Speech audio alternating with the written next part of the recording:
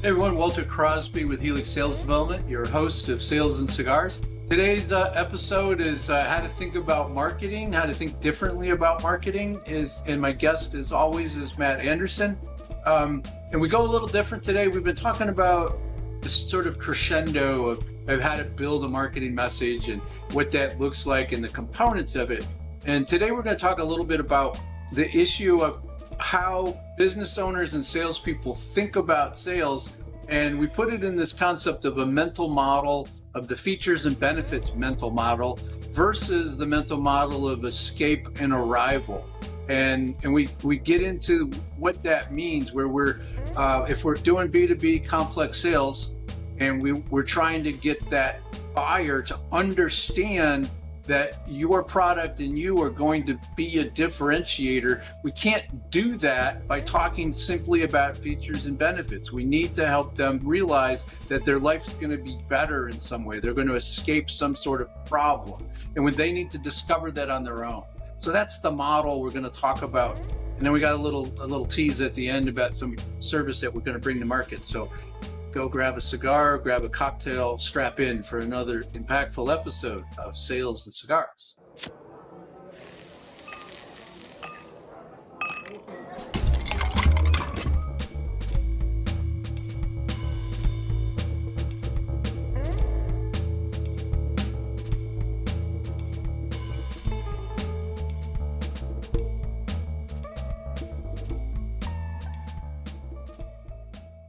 So Matt, welcome back to the program. I appreciate you spending some more time with us.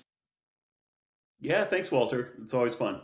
I kind of want to be a little selfish, but also kind of take some of the ideas we've been talking about from thinking differently about marketing and thinking about what that message would be and how it relates to the sales conversation.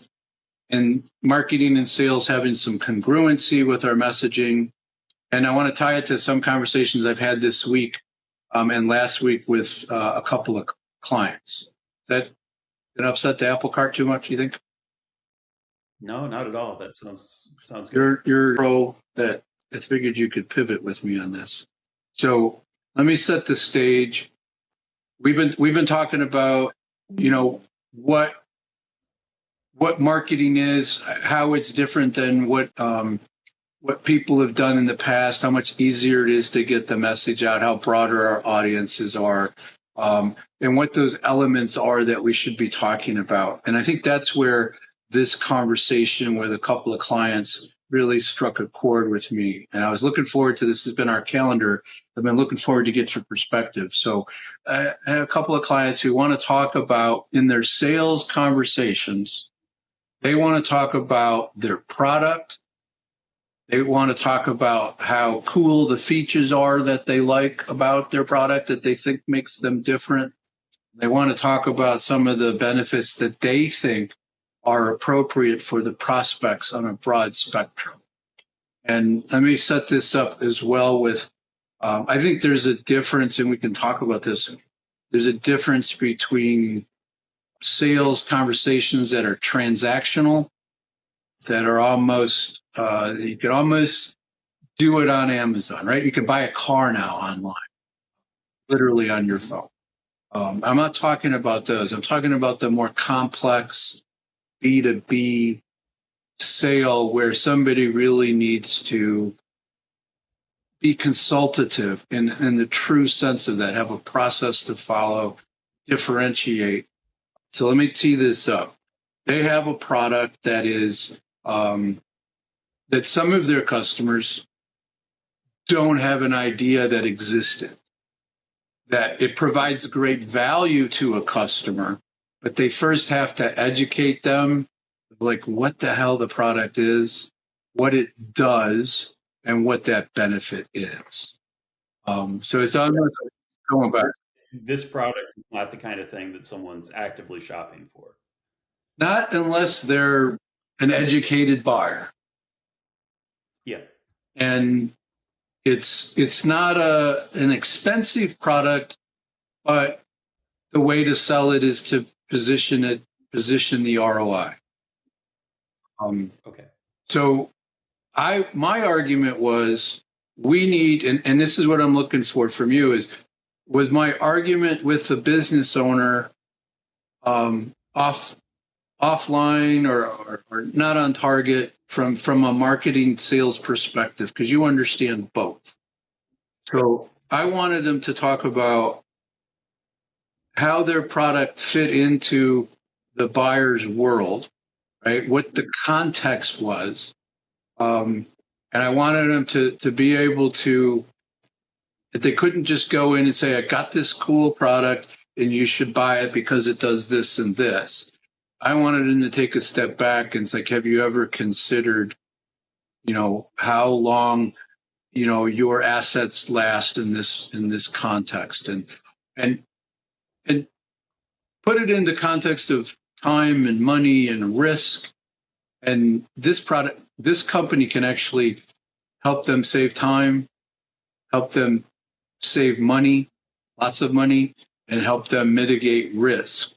And I wanted them to talk about those things, their product in the context of that, and not really talk about their product. So they thought I was nuts at first. It took me a while to get them to come to Jesus, so to speak. Not that I'm Jesus. God, that was awful. But come to the idea that yes. To pull that one off. Thank you. So I'm going to stop talking. I think I set that up for you. How would you have that conversation with somebody to walk them back that way? Yeah, that's a really interesting one. I think, like you, many of my clients, when I first start working with them, uh, are starting from a standpoint of we need to talk about our features and benefits. And that's kind of the core of what our sales message needs to be. And, sometimes that is the correct answer. And it's really understandable why people start from that place, right? Because if you read any sales or marketing book printed in the last 50 years, chances are one of the very first things they talk about is, instead of talking about your features, you need to talk about your benefits. You need to link your features and your benefits because that's what, really makes your message persuasive. And there's truth to that, right? It is true that if you just inundate people with features and you never talk about the benefits of them, you're not going to be that very persuasive. And it's true that features are often one of the most differentiating aspects of your message to explain why your product is different and hopefully better than what your competitors offer. The problem is, however, that features and benefits rarely stand on their own to move the buyer towards making the purchasing decision. And they tend to focus on, if you're not careful, focus on the wrong things and end up, sometimes just turning the buyer off completely. And I think the reason why clients often come from the standpoint of let's talk about the features and benefits is it makes perfect psychological sense. Let's put it this way. If you're the product owner, you've designed the product, you own the business that sells the product, uh, chances are you're going to spend 80% of your week focused on how do I make the product better? How do I deliver the product? What's really special about the product? You've invested a lot of time, effort, and emotional energy into creating the product. And you hopefully fervently believe that all these little details that you put into the product make it desirable and better. And so it's only natural at that point, coming from that experience, to think, well, if only I can communicate effectively to the buyer all of the things that I know about this product that make it special to me, it will be special to them. They'll want the product, and when they want the product, they'll buy the product. Right? I mean, it makes perfect sense. Does that kind of correspond, Walter, with your sense of kind of where your clients are coming I'm, from in situations? I'm smiling because it's the exact sentiment of the particular client that I'm talking about, that they were in love with their product and they thought all they needed to do was build a relationship with this person, and once they became friends, quote unquote, then these people would see the value of all of these features and the benefits of it. Right. And I it took me a lot more effort to help them see. It took me more effort than I thought it should have of because they were so enamored with their own products, and they didn't get that the customer hadn't had that experience. They didn't understand it from the same perspective, and they just figured it would take time. And I think sales cycle is a huge component. It's a performance metric in sales that if we can shorten that, we can really grow revenue more quickly if we go from a 3-year sales cycle to a 12-month sales cycle, very quickly because of the way we deliver. So you're 100% right. That's exactly where they were. And so your insight to help them see that they needed to put their product in the context of, because I think this is the crux of it. They were enamored with a couple of the features that provided benefit, but they didn't know if those were the things that resonated with every of their client. They just thought that was the thing that everybody should be, and everybody's different, and they didn't have a plan to help the client, their prospect, see that this was actually going to be a benefit to them, even because sometimes you need to help your prospect uncover for themselves the Yeah. value of your product. So you're dead nuts on. It's a long way to say you're dead nuts on. Yeah. So I think the first kind of issue here is that the reason there's conflict in situations like this is that your client has a mental model of how sales works that's partly true, but it doesn't really capture everything that needs to happen in order to create a sale. So, if I were to kind of describe the client's mental model, it would be uh, sales happen when my ideal customer sees my product, knows about my product, and because of what they know about my product, they want it. And as soon as the customer wants the product, because it's cool or special or different or clever, because of all these different features, then they're going to buy the product. And sometimes that's true. Like if you're selling high fashion, if I can produce an ad or I can create an in-store display that makes a particular piece of clothing look extra, extra beautiful, um, that will create desire, and that desire is like, well, hey, I'll try it on, and if it looks good on me, then the clothing is doing its job, and I might purchase that suit, or if I'm a woman, purchase that dress, right? But for the more complex types of sales that you're talking about, uh, there's actually a lot more that has to happen in the buyer's mind before they're ready to buy. What I often, try the mental model I often try to give my clients is what I would call escape and arrival.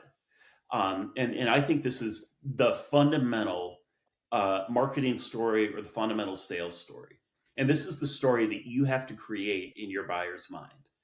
Um, and it's essentially the buyer has certain problems and frustrations and unmet desires right now in the present world, that they're struggling with or they're struggling against. Right there's always something that's not right, and it might be, like I said, the existence of problems, or it might be the absence of having achieved certain goals. And they also, the ideal buyer, has a picture in their mind of what life would be like and how it would be different and better when their desires are realized and their problems are solved. And your job is, as the salesperson, or your job as the marketer, is to convince the buyer that your product or solution is the vehicle, and preferably the only vehicle, that is able to transport them from the present problem, the problems in the status quo that they want to escape, and cause them to arrive at the desired future end state where everything is okay and they've achieved their dreams and their problems are solved, and things are so much better. Yep. And the moment that you're able to convince the buyer that that's true, when they visualize in their mind, they can see themselves buying your product or solution and feel as if their desires are met and their problems are solved already because they have so much confidence in that product or solution. That is the moment that they decide to buy. Not until that happens will they pull the trigger. And so, if you have that as your mental model, then your challenge is to figure out, okay, what does the uh, ideal customer already believe? What do they know? What pictures are already in their mind? And how can I then fill in the gaps so that that story forms for them and they come to the conclusion themselves that's true, and they believe in their guts that your product or solution is the vehicle they need to take them to the future they desire? So, and we talked about this in a couple episodes ago. We've talked about this escape and arrive model in in in a context of marketing. And what you've just done is taken the two different mental models to help the salespeople, to help the business owner put it into perspective of, like, if we can get them to see this from a marketing perspective, it start to make them aware, to start to draw them in, to bring them to. And then if we use the same model in our sales conversations to help them see that yep, they have this status quo position, right? Whether it's be the lack of, or they want something, or whatever, wherever they are. Because you said it there at the end. It's not so much that the salesperson's convincing them, it's that that prospect is uncovering, based on the conversation, based on the questions, that they see that this Yeah. solution is going to allow them to arrive at a future that's better than, and escape the current situation. And and is this would you say, and I'm fine with being wrong here, but where the salespeople do that in a consultative sales process is through discovery process, that is an interrogative, asking questions, Yes. digging into the problems, because what we think our benefits and the features are that really cool are irrelevant if that buyer isn't aligned with those. And it doesn't necessarily, this is how I would explain it, because this is how I was taught 30 years ago. Yeah. Guy went into a typewriter shop. Okay, that's how old I am. Went into a typewriter shop and he wanted an electric typewriter, and he wanted the typewriter to have the backspace button that when he hit it, it would erase the letters that he had previously typed. Yeah. That's all he wanted. Yep. He told the salesperson, "This is what I'm looking for: electric typewriter with the backspace with the whiteout." And the salesperson proceeded to give him a full demo presentation about all the features that he thought were cool. Yep. And the guy that was telling me the story walked out of the store, didn't buy. Yeah. Went down to the street to the guy that's like, "Hey, do you have an electric typewriter?" "Yep, we got lots of them. What are you looking for?" "I want the little whiteout backup space plot." "Yep, got that over here." And the guy bought a typewriter in 5 minutes. Mm-hmm. And to me, that's that's the story. I mean, that customer, that buyer knew exactly what he wanted, right? He knew the one feature that he was interested in.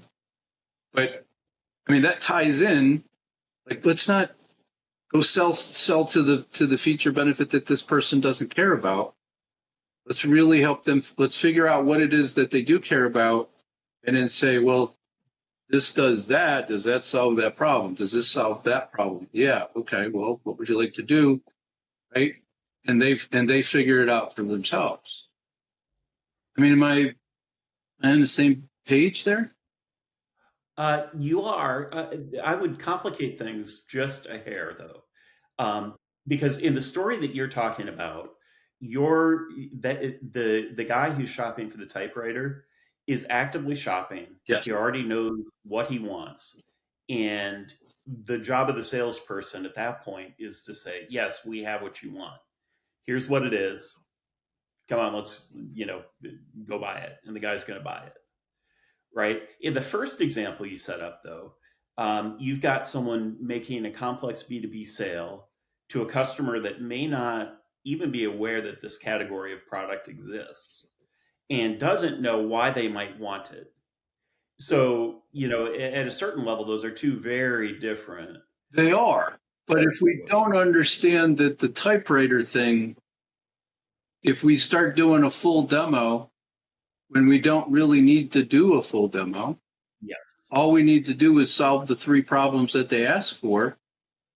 right. Why do we need to go on and, unless they ask that this, Yeah, no, we don't. Yeah, yeah, no, certainly we don't need to do that. And that's where, like, if you think back to the model I just introduced for how a sales happens, that's one of the reasons that consultative sales models work so well, because what you're doing is you're asking questions that are causing the customer to volunteer, what problems they have and why they care about them, their what desire. desires they have, and what's getting in their way, and all of those answers that they give are data points that allow you then to fill in the gaps. What they already believe, and you also likely know what misconceptions or false beliefs are holding them back. And then you can, in a targeted fashion, begin to supply the missing pieces. Well, have you tried a product like this? Well, okay, no, you haven't. I think you really might benefit from it. And here's some of the particular features or details about the product, or here's how it works, and here's the unique mechanism. And let me tell you a story about a customer just like you and the success they experience. Those are all opportunities then to begin to fill in the gaps, so that that story begins to form in their head that, wow, if I buy this product or service, it's going to transport me to the future I desire. But you It's going to help me formulate, understand you help them problems see, frustrated. exactly. You help them get to that story in their own mind by guiding them, not by yanking them by the lapels and say, come over here and look at Yeah, my features, right? It's more of like which one of these components are important to them, and then which one of these pieces or that I have will address those, if any, because you might not have what they need. And right. then it's incumbent upon us Well, to be that's able to valuable say, information too, because it keeps you from wasting a whole bunch of time, on a sale that you won't make and probably shouldn't make, even if you could, somehow convince them to buy. so it really goes from two mental models, right? The one of features and benefits to escape and arrival, which the escape and arrival model is going to help the salesperson wrap their head around the questioning style, the discovery process that needs to be done, and it's really helping them help their prospect, their buyer, uncover the reasons for themselves. Because if we're Yeah, saying it as a salesperson, it's a salesperson saying it. But if the buyer says it, believes it, tells their own story, then they can escape where they are and arrive to where we're hoping that they go. Hey, thanks for being part of the Sales and Cigar community. I wanted to share that I wrote a book, The 7 Critical Mistakes CEOs Make with Their Sales Organization. The CEOs who've read it tell me I cut to the chase quickly, get to the point, explain exactly what they're experiencing, why they're experiencing it, and how to fix it. So if you want a free copy, go check out the link in the show notes. Now let's get back to the interview. And even if you're getting them to remember things that they already know, asking the questions in the right order and in a targeted fashion can, almost guide them step by step to putting that escape and arrival story right in their mind's eye. So I, You're helping them connect the dots that they maybe hadn't even thought clearly about.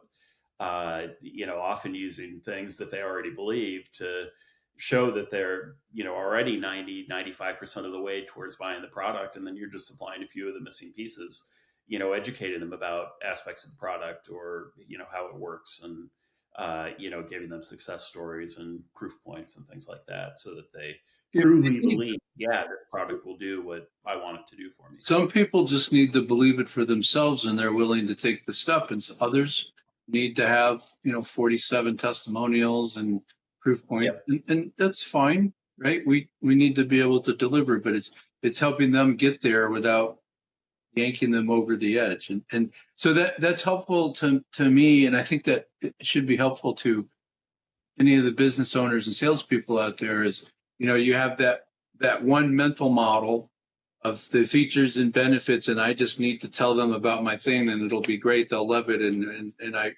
they'll fall in love with it, and sort of migrate to the bigger marketing idea of the escape and arrival and helping somebody understand how you and your product fit into that model in a way that is allowing that buyer to discover it for themselves and place them in that story and let them see themselves in that winning position, then they can Yeah. get to where you want to go. So that's going to help me kind of reboot that kind of a conversation when I have somebody. So let's wrap up with, I want to just tease this idea of this. I'm going to call it a service or a product that we're talking about putting together to solve this problem for people. Can you kind of help me um, tease that idea so people can like how we're going to help them get to that arrival and with their messaging? Yeah, certainly. I think over the last couple of podcast episodes afterwards, we started talking about some of the clients you're working with and some of the problems that you see, every day as a fractional sales manager with, many of the companies who come to you initially. Part of their problem is, yeah, they have a bad sales process and they haven't hired the right salespeople and things like that. But the other part of the problem is that they don't have the right sales message. So even if they had the best salespeople in the world, uh, they're not making nearly as many of the sales that they ought to make. And, frankly, they're probably also not getting many of the leads that they deserve to get because the message that they're putting out in the marketplace is so ineffective. So you kind of challenged me with, well, using this system and set of tools that you've developed, is there something we could do to help these people that, maybe they're not ready for, an entire marketing overhaul or something like that. But what can we do working with the sales teams to at least arm them, equip them with a much more effective set of messages? Working with you and actually running through a couple of kind of test cases, um, people that you've worked with, I think we've been able to pare back some of the tools and things that I've developed into something that will work really well for sales teams. Through the way I deliver strategy services almost always is through a facilitated process.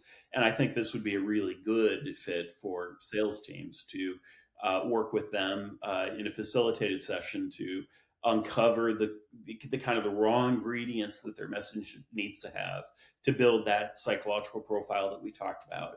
And then to use that to reverse engineer what that initial outreach message needs to say in order to grab their attention and begin to persuade them to kind of take the next step and enter the sales process. So I think, having done a couple of dry run throughs with you, I have a lot of confidence that this will deliver that kind of messaging and do so in a pretty fun and engaging manner, and at a price point that, frankly, compared to what else is out there, is an absolute bargain. Yeah, because and that's part of it, right? It's got to be fun. It's got to get an ROI. So, there's a ton of value, and it will give them that sort of sales story based on the criteria of their buyer. And they might need one or two of these, maybe three, depending upon their product lines and their services. But if you do it right for one product, they'll see the value and be able to work this through. And we're not talking about working with Fortune 1000 companies here. We're talking about the bread and butter, small business from 10 to $50 million that's really trying to grow. And that owner is looking to do an exit at some point down, and they want a repeatable process. And that's what we're looking at giving them. So I'm excited. Yeah, what I'm really excited about, doing this through a facilitated process, is that it allows us to deliver, I think, a better result, because you get much closer to the voice of the customer than you can get doing traditional market research or customer interviews or things like that. But it also, every time I've done facilitated exercises with clients, one of the biggest benefits is that it generates real buy-in. Not only does it create a better message, but because the most important people, in this case, the sales team that actually has to deliver the message, is in the room creating the message. They go out there and they have a lot of belief in it, and they actually follow through and they use it. We identify any of the implementation challenges in the moment as we're creating the message with the team, which just gets so much higher adoption rate and so much more of an effective message. People actually use it, and when they use it, they have confidence in it, and it just works so much better. It's also a great way to kind of help document some of the best practices. And clients I've done things like this with before, there's usually one or two salespeople who, have kind of lucked into a message that really works and it works for them. But that doesn't get distributed very widely or shared among the team. And so an exercise like this is a way to kind of capture those best practices at each point in the sales conversation and make sure the entire team is able to use those best practices. That's an astute a benefit that comes out of this, is that there's usually one or two people that are doing something, and it isn't captured because the right questions aren't being asked. And the people that are doing it are just doing it. They don't think about it, right? It's just sort of this instinctual thing that they have, and they've done enough to know what works. So that's another really good benefit of this product that we're bringing to market that will help solve that problem. Because and sometimes it's not even the top performer, right? One person might only be able to make a sale because they have a great answer to the most common objection. And no one pays attention to them because they're middle of the pack in terms of commissions. But if everyone had that one answer to that one objection, everyone's performance would be better. So, what I found when I've done exercises like this in the past, in a sales training context, is that when you're done and you have that entire message mapped out, you find that everyone's performance increases dramatically. It's often not just incremental. Yeah, so I'm excited about that. I think that's going to be a big value to our clients and to the salespeople that are struggling, that are doing the right things but just are missing the mark just with the words. And I think it's that's the group I'm trying to help, really, because the ones that are putting forth the effort and are still struggling, those are the guys and gals that I really think are ones that deserve success. So I'm Yeah, looking and forward to it. one other benefit I'd point to just real quick is that it also is it turns out often to be very effective sales training in disguise. It's because it's not a training exercise that uh, so many of the lessons end up sticking in a different way. Mhm. Um, Yeah, you know, I agree. I think that's another great little side benefit. So I think we solved a couple of problems. We teased out a little idea here. So let's land it there, and we will reconvene next month.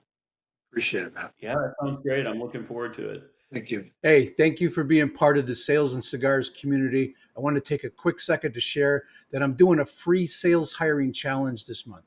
I'm going to give you everything you need to hire sales superstars and avoid the sales duds.